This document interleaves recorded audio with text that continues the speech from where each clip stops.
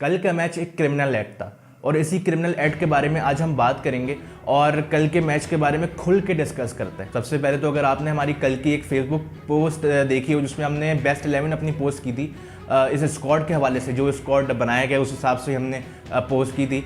तो बेस्ट 11 का बनाने का मकसद ये था कि उसमें जो मैक्सिमम प्लेयर्स हों वो इम्पैक्ट प्लेयर्स हों और कम से कम वो प्लेयर्स हों जो कि रन बॉल खेलना जानते हैं, मतलब वो एंकल प्लेयर्स कम से कम हों। लेकिन ऑब्वियसली स्क्वाड ही ऐसा था कि उसमें इम्पैक्ट प्लेयर्स से 2 ही 3 थे और ज़्यादा से ज़्यादा उसमें जो प्लेयर्स थे वो एंकल प्लेयर्स थे। तो उसमें जो हमने ओपनर्स रखे थे वो थे साइम और उमैर, और 1 डाउन पे रिजवान और 2nd डाउन पे बाबर आजम। लेकिन कल के मैच में क्या होता है कि साइम और उमैर जो कि ओपनिंग आने चाहिए थे, जो कि इम्पैक्टफुल ओपनर्स हैं, उनकी जगह ओपनिंग कौन आते हैं? उनकी जगह बाबर और रिजवान आ जाता है।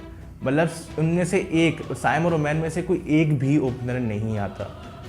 तो ये तो आपके हाल है आपकी टीम का। 1 डाउन आप साइम अयूब को भेज रहे हो, मतलब पावर प्ले में आप पावर प्ले ऐसे निकाल देना चाहते हो टुक टुक करके, और पावर प्ले का जो यूटिलाइज नहीं करना चाहते वो 6 ओवर शुरू के इसीलिए बनाए गए हैं कि उसमें आप सही से पावर हिटिंग करो। पावर प्ले नाम ही इस चीज़ का है, लेकिन आप ख़ुद को हर्षद गिरफ्त समझ रहे हो, क्या समझ रहे हो कि आपने अपने आप को जल्दी प्रमोट कर लिया, ओपनिंग में लेकर आ गए, जबकि एक प्लेयर की, एक यंगस्टर की पोजीशन सेट थी जो कि उसका आपने समझ लें कि आपने कॉन्फिडेंस डाउन कर दिया। आप T20 के स्क्वाड में सबसे सीनियर प्लेयर्स हैं रिजवान और बाबर।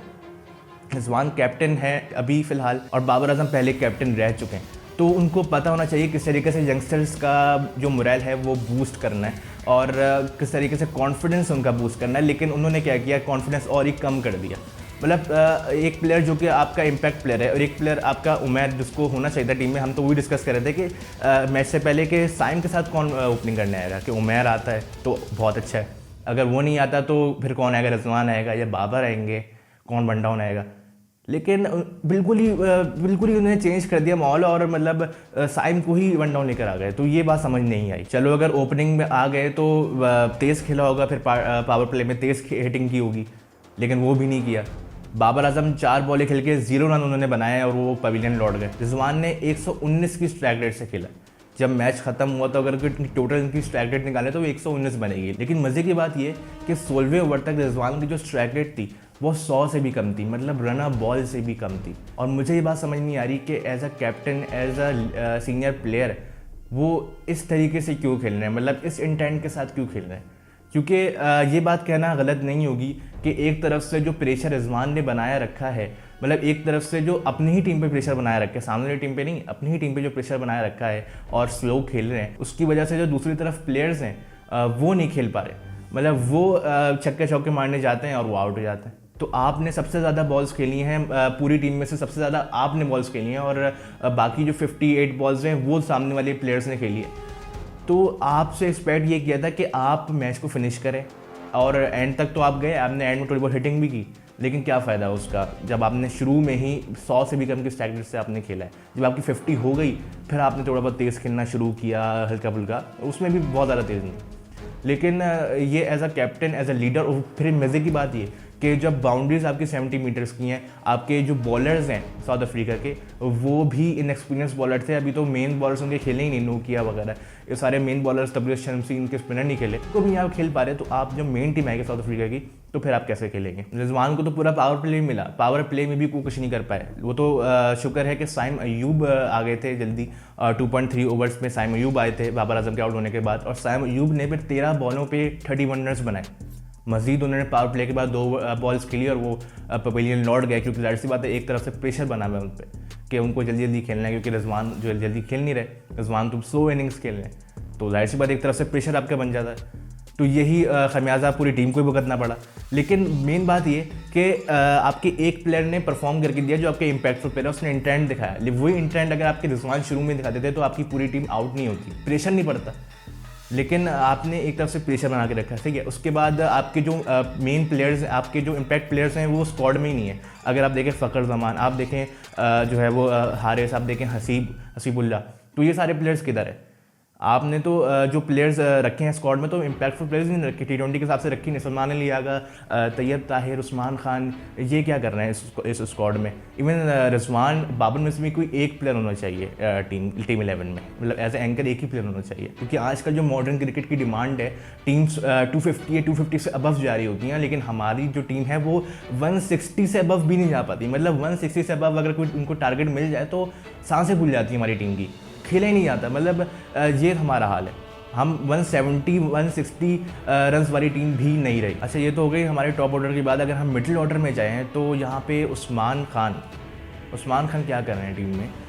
अगर आपने उनसे वादा किया था कि आप यूएई से तुम्हें लेकर आ रहे हैं, तो यहाँ पे लेकर आके हम आपको अपॉर्चुनिटी पूरी देंगे, बेशक आप फेल भी हो जाएँ, जितनी मैचेस आप फेल हो जाएँ आपको अपॉर्चुनिटी पूरी मिलेगी। तो अगर आपने वादा किया भी था तो ये आपको खमियाजा आपको खुद भुगतना चाहिए फिर इस चीज़ का। पाकिस्तान टीम को नहीं आप बीच में लेकर आए ना, क्योंकि पाकिस्तान टीम अब उसका खमियाजा भुगत रही है। क्योंकि उस्मान खान जो परफॉर्म नहीं कर पा रहा है, अब पता चल गया, क्योंकि टेक्निक ही नहीं है इंटरनेशनल वाली। और ये बात हम काफ़ी अरसे से अपने चैनल पे भी करे जा रहे हैं कि जब एक प्लेयर की टेक्निक नहीं इंटरनेशनल वाली, हमने ये वाली पिचेस वाली, south Africa pitches, Australia pitches वाली है ही नहीं, तो आपको क्यों उनको आप मतलब घसीटे जा रहे हो, उनको क्यों आप लेके चले जा रहे हो टीम के साथ, जबकि वो डिज़र्व ही नहीं करते। तो आप उनकी जगह आप किसी और प्लेयर को लेकर जाओ, हसीबुल्लाह को लेकर आओ, वो क्यों बैठे हुए हैं, वो ऐसे प्लेयर क्यों आप ज़ाया कर रहे हैं उनको। आप कोई मोहम्मद हारिस को भी लेकर आ सकते हो, उमैर बिन यूसुफ हैं, मेरे ख्याल में तो उनको ही होना चाहिए था, एज ए ओपनर आना चाहिए था। सेकंड डाउन आप बाबर को लेके आते हैं, वन डाउन रिजवान को लेके आते हैं, लेकिन ऐसा भी नहीं हुआ। फिर उसके बाद उस्मान खान के बाद हमारे पास जो है वो तैयब ताहिर है। तैयब ताहिर भी T20 के हिसाब से सही नहीं है, उनको मतलब वनडे के हिसाब से फिर सही है। इंटरनेशनल मैं ये नहीं कह रहा कि इंटरनेशनल मटीरियल नहीं है, इंटरनेशनल होंगे, लेकिन T20 के हिसाब से नहीं, और वनडे में अलबत्ता वो खेल सकते हैं मेरे ख्याल में। उसके बाद अगर मेन चीज़ अगर आप इस मैच में देखें ना, तो उसमें एक और भी क्रिमिनल एक्ट हुआ है। एक तो रिजवान की बैटिंग मेरे ख्याल में क्रिमिनल एक्ट है, फिर एक क्रिमिनल एक्ट ये कि इरफान खान नियाज़ी को जल्दी प्रमोट नहीं किया। इरफान खान नियाज़ी आप एज अ बैटर खेल रहे हैं, एज अ ऑलराउंडर भी नहीं खेल रहे, एज अ बैटर वो खेल रहे हैं, और उनको शाहीन शाह के बाद आपने भेजा है। मतलब शाहीन शाह उनसे पहले खेलने आ गए, तो इससे प्रॉब्लम क्या हुई। अगर आपने नोटिस किया हो कि जो इरफान खान नियाज़ी आउट हो रहे हैं हर मैच में, वो उनका कॉन्फिडेंस वीक कर रहे हैं। और आउट कैसे हो रहे हैं वो हो रहे हैं कैच आउट या बैड लक हो जाता है, रन आउट हो जाता है। तो ये कुछ लास्ट 2 सीरीज से अगर हम गौर करें तो इस तरीके से हो रहा है। इस मैच में भी वो कैच आउट हो गए, दूसरी बॉल पे कैच आउट हो गए मारने के चक्कर में, क्योंकि प्रेशर ही इतना था। तो शाहीन शाह से पहले अगर वो आ जाते तो उनको थोड़ा सा टाइम और मिल जाता। वैसे तो मेरे ख्याल में उनको तैयब ताहिर उस्मान खान से भी पहले आना चाहिए। मतलब समझ लें अगर 5वें नंबर पे आप भेजें उनको, 5वें नंबर पे आप इरफान खान नियाज़ी को भेजें, क्योंकि उनका जो कॉन्फिडेंस है वो इस तरीके से ही बनेगा। क्योंकि अगर आपने साइम अयूब को देखा हो तो T20 में शुरू के जो 20 मैचेस थे वो सही से परफॉर्म नहीं कर पा रहे थे, क्योंकि उसका रीज़न ये था कि वो आते के साथ हिटिंग करने की कोशिश करते थे, और इसकी वजह से क्या होता था कि उनको हिटिंग करते हुए वो आउट हो जाते थे, और उनका कॉन्फिडेंस दिन ब दिन कम होता रहता था। लेकिन टेस्ट मैच खेलने की वजह से उसमें शान मसूद ने उनको समझाया कि आप स्लो इनिंग्स को बिल्ड करो, और जैसे वाले टेस्ट में जब आप स्लो ही खेलते हो तो स्लो खेलने से उनके अंदर ऐसा ज़्यादा कॉन्फिडेंस आया। उन्होंने हाफ सेंचुरी 2 की बांग्लादेश सीरीज़ में, फिर इंग्लैंड सीरीज़ में उन्होंने 77 रन किए, फिर ओडीआई उन्होंने खेला, ओडीआई में उन्होंने सेंचुरी की। तो अब जब T20 में आए हैं तो अब वो उनके अंदर कैपेबिलिटी है, उनके अंदर कॉन्फिडेंस है कि वो पहली बॉल से भी हिटिंग कर सकते हैं। लेकिन इरफान खान नियाज़ी अभी यंगस्टर, एज अ यंगस्टर उन्होंने डेब्यू किया 2 सीरीज़ पहले, आप उनको अगर बिल्कुल एंड में हिटिंग करने भेजोगे अभी से, तो उनका कॉन्फिडेंस तो फिर कहीं नहीं गया। आप कॉन्फिडेंस आप जब बिल्ड करना है तो हमको थोड़ा सा जल्दी प्रमोट करना पड़ेगा। ये तो हो गया इरफान खान नियाज़ी की बात। फिर अगर हम आगे चल के अगर हम बात करें शाहीन शाह के बारे में, तो शाहीन शाह को जल्दी भेजा गया इरफान खान नियाज़ी से मतलब पहले ही भेजा गया। और ऐसा किसने किया, ऐसा क्यों हुआ?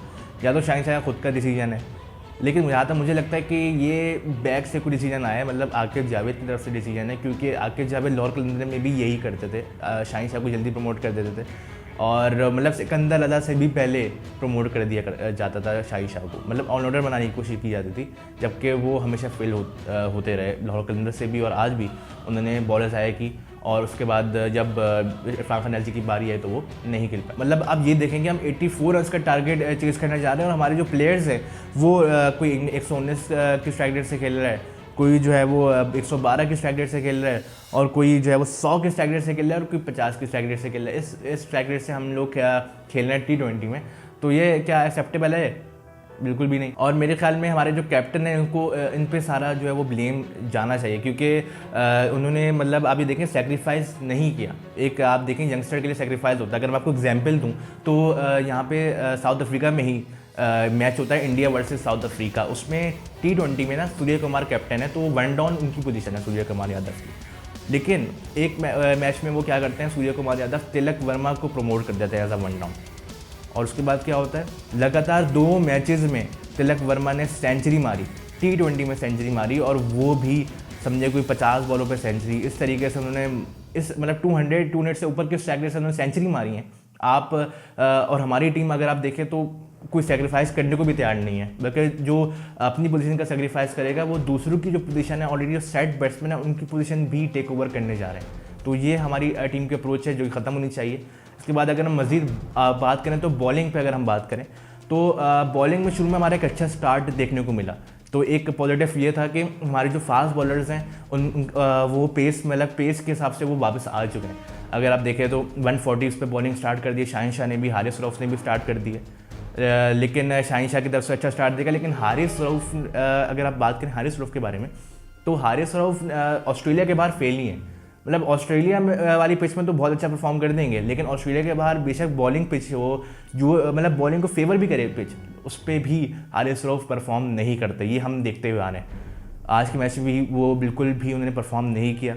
लेकिन बहरहाल हमारे बाकी जो बॉलर्स हैं उनकी तरफ से भी थोड़ा बहुत अच्छा परफॉर्मेंस हमें देखिए। अगर हम शुरू की बात करें तो काफ़ी अच्छे हमारा स्टार्ट हुआ। उसमें 28 में साउथ अफ्रीका के 3 खिलाड़ी आउट हो चुके थे। लेकिन उसके बाद मेरे ख्याल से एक डिसीजन रिजवान ने लिया जो कि बहुत गलत डिसीजन था, कि इन्होंने जो विकेट टेकर बॉलर थे अबरार, जिन्होंने 2 विकेट ली थी, उनको भेजा ही नहीं। मतलब उनको बाद में भेजा काफ़ी। 10वें ओवर में अबरार तीसरा ओवर कराने आते हैं। बीच में जो ओवर्स हैं उनमें अबरार आते ही नहीं है बॉल कराने। तो ये बात समझ नहीं आई। जब आप T20 में जा रहे हो, आप अटैकिंग माइंडसेट आपको अपनाना चाहिए। जो विकेट टेकर बॉलर है, जो विकेट ले रहा है शुरू में, आपको उसी के साथ जाना चाहिए। और मेन बात ये कि अगर अबरार की आप बॉलिंग को गौर करें तो अबरार थोड़ा सा स्लो लूप के साथ फेंकता है, जिसकी वजह से जो बॉल होती है वो स्लो ट्रैवल करती है।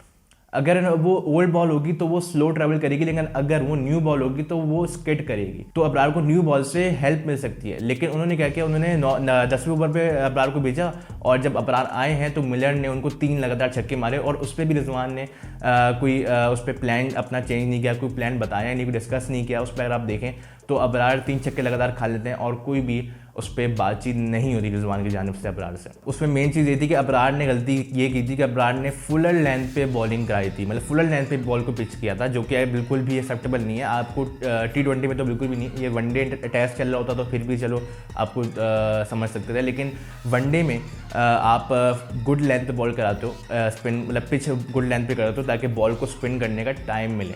उस पर आपकी मिस्ट्री जो स्पिन है वो काम करती है। लेकिन अगर आप फुल लेंथ पे बॉल कराओगे तो फिर कुछ भी काम नहीं होगा आपके स्पिन का। तो ये बात अगर मुझे समझ आ रही है, हमें समझ आ रही है, तो एक कैप्टन है पाकिस्तान टीम का, उसको क्यों ये बात समझ नहीं आई। बाकी अगर हम सफियान मुकीम की बात करें तो सफियान मुकीम को भी काफ़ी रन पड़े हैं इस मैच में, लेकिन थोड़ा सा हम उनको मार्जिन दे सकते हैं। यंगस्टर है, देखिए कॉन्फिडेंस मैटर करता है यंगस्टर का। लेकिन पाकिस्तान टीम वैसे पाकिस्तान टीम में मशहूर है कि कॉन्फिडेंस ब्रेक करना जानती है। किसी भी यंगस्टर को उठा लें आप, या किसी भी ऐसे कोई प्लेयर हो जो परफॉर्म करके आजकल कॉन्फिडेंस ब्रेक कर देती है। जैसे टेस्ट में हमने साजिद खान को नहीं लिया तो कॉन्फिडेंस हमने ब्रेक कर देते हैं प्लेयर का। लेकिन ऑब्वियसली बात है सफियान मुकीम अच्छे टैलेंट है, हमें उन्हें और देखना चाहिए और वो इम्प्रूव करेंगे। तो लेट्स होप कि उनको और अपॉर्चुनिटी मिलती है पाकिस्तान की तरफ से। अच्छा, ये तो हो गया मैं मैच के बारे में बात। लेकिन एक बात ये थी कि जो टीम बनाई है उसमें ये तो एक तो हमारे साइम अयूब और उमैर वाली बात हो गई। लेकिन एक बात ये थी कि आपने 6 बैट्समैन खिलाए। मतलब लोग खिलाते हैं 8 बैट्समैन, मतलब 2 ऑलराउंडर भी खिला लेते हैं, तो समझ लें 8 तक आपकी बैटिंग लाइनअप हो जाती है। लेकिन हमारी बैटिंग लाइनअप थी 6 तक। तो ये बात बिल्कुल भी एक्सेप्टेबल नहीं, क्योंकि हमने भी इवन अपने स्क्वाड में जादाद खान को खिलाया था क्योंकि वो ऑलराउंडर है, तो आप उनको खिला सकते थे। बाकी एक और प्लेयर आमिर जमाल आपके बॉलिंग ऑलराउंडर हैं, लेकिन बॉलिंग से भी अच्छा करते हैं वो, और बैटिंग से भी वो अच्छी परफॉर्मेंस देना जानते हैं। हम PSL में भी देख चुके हैं, हम ऑस्ट्रेलिया सीरीज़ में भी देख चुके हैं। लेकिन आमिर जमाल स्क्वाड में भी नहीं है, टीम में दूर की बात है, स्क्वाड में भी आमिर जमाल नहीं है, बल्कि ODI स्क्वाड में भी नहीं है, वो सिर्फ टेस्ट स्क्वाड में है। तो ये बात समझ नहीं आ रही। आप किसी प्लेयर को डेवलप करते हो तो उसको फिर से मौका देते हो, और ऐसा नहीं है कि वो T20 के बॉलर नहीं है, उन्होंने PSL में परफॉर्मेंस दी है काफ़ी, तो उनको आपको T20 में लेना चाहिए था, बल्कि टीम में भी लेना चाहिए था as a extra batting option. अच्छा, इस मैच के बाद मैं कुछ लोगों के जो है ना वो वीडियो देख रहा था और इसमें से एक था पाक स्पोर्ट्स वाले शख्स कहते हैं कि साइम अयूब की 130 की स्ट्राइक रेट है T20 में। मतलब वो कहते हैं कि आप बाकी अगर लोगों से, बाकी टीमों से के प्लेयर से कंपेयर करें तो बाकी टीमों में 140 प्लस 150 प्लस स्ट्राइक रेट है, और यहाँ पे जो हमारे साइम अयूब है जिनको आप लोग बहुत बड़ा समझते हैं, उनकी सिर्फ 130 की स्ट्राइक रेट है। तो ऐसी बात का मैं क्या जवाब दूं, क्योंकि अगर आपने क्रिकेट फॉलो की हो तो शुरू के जो 20 मैचेस हैं साइम अयूब के T20 में, वो तो उसमें ज़्यादा परफॉर्मेंस थी ही नहीं साइम अयूब की तरफ से। Saim Ayub as a youngster रहते हैं और वो उस वक्त फॉर्म में थे ही नहीं। मतलब अभी वो फॉर्म में है, और अभी अगर आप देखें तो वनडे में उन्होंने किस तरीके से सेंचुरी की है। मतलब शाहिद अफरीदी के बाद अगर जो सबसे ज़्यादा तेज़ 100 का रिकॉर्ड बनाया है किसी प्लेयर ने पाकिस्तान की तरफ से, वो साइम अयूब ने बनाया ओडीआई में। तो आप उनको कह रहे हो कि वो स्लो खेलते हैं, और आज के मैच में इवन उन्होंने 200 के स्ट्राइक से ऊपर खेला। आप मतलब उनके शुरू के जो 20 मैचेस हैं उनसे आप जज करो तो आपकी क्रिकेट नॉलेज है, मतलब ये आपके क्रिकेट नॉलेज बताता है। जबकि आपके जो मोस्ट सीनियर प्लेयर हैं, आपके कैप्टन हैं, और लोग कहते हैं कि भाई best player in the world Rizwan, उन्होंने जो है वो क्या किया, उन्होंने जो है वो 119 की स्ट्राइक रेट से खेला है। आप उनको नहीं कह रहे, आप उस प्लेयर को खेल रहे हो जो कि फिर भी एक फ्यूचर प्रॉस्पेक्ट हमें दिखता है और एक इम्पैक्ट प्लेयर है, जिसने सेंचुरी ऐसी बनाई जो कि दुनिया देखती रह गई। आप उस प्लेयर के बारे में ये बात कह रहे हो। फिर अगर हम बात करें आगे जाके रमीज़ राजा साहब ने कहा कि साइम अयूब की वजह से ही ये टीम हारी है। मतलब वो कह रहे हैं कि साइम अयूब ने 30 रन बनाए थे और वो सेट होकर आउट हो गया, तो ये उनकी गलती है। मतलब बाबर आजम रिजवान की गलती नहीं है। तो ये सरासर फेवरेटिज्म है कि आपको आपके फेवरेट प्लेयर हैं रिजवान और बाबर, तो आप किसी और प्लेयर को जो है वो, जो कि जिसने अच्छा परफॉर्म किया, जिसने जो है वो एक हमें अच्छा स्टार्ट दिया, हमारी इज्जत रखने की कोशिश की एक एंड से, लेकिन उसको भी आपने क्रिटिसाइज़ करके उस एक यंगस्टर का, एक जिसका पीक भी नहीं आया, उसको आपने इस तरीके से मतलब कॉन्फिडेंस आपने उसका डाउन कर दिया। और आप एक पहले के क्रिकेटर रह चुके हो और आपका बयान भी वो लड़का सुनता होगा। साइम अयूब के पास भी वो बयान गया होगा रमीज़ राजा का, लेकिन जिस तरीके से उन्होंने उसका कॉन्फिडेंस डाउन किया, मतलब आइंदा से कोई ऐसी परफॉर्मेंस नहीं करना चाहेगा। लोग चाहेंगे भाई 0 पे आउट हों, क्योंकि जिस तरीके से उन्होंने बात की कि जो प्लेयर इम्पैक्टफुल खेल रहा है उसको ही क्रिटिसाइज़ कर दो, और जो प्लेयर स्लो खेल रहा है 119 की स्ट्राइक रेट से खेल रहा है, बल्कि एक वक्त में 100 से भी कम की स्ट्राइक रेट से खेल रहा है, उसकी आपने तारीफ़ कर दी, उसकी आपने कोई बात नहीं की उसके बारे में। बल्कि आपने बाबर आजम के बारे में कहा कि फॉर्म आउट है। मतलब फॉर्म आउट है, और वो मतलब अगर फॉर्म आउट है तो टीम में जगह कैसे बनती है, ये मेन बात है। ये कुछ बातें हैं जो कि हमारे कुछ लोगों ने की हैं, और ये 2 बातें मुझे ख़ासकर लोगों की तरफ से बहुत ही अजीब लगी कि आप उस प्लेयर को टारगेट कर रहे हो जो कि जिसने सबसे अच्छी परफॉर्मेंस की है। ये बात करनी चाहिए, और मज़ीद और प्लेयर इम्पैक्टफुल लाने के बजाय आप एक ही प्लेयर जो टीम में अच्छा परफॉर्म कर रहा है उसी को आप टारगेट करो। तो ये बात करने वाली थी और मैंने इस वीडियो में की। खैर इसी के साथ मिलते हैं अगली वीडियो में। अपना बहुत ज़्यादा ख्याल रखिएगा। अल्लाह हाफ़िज़।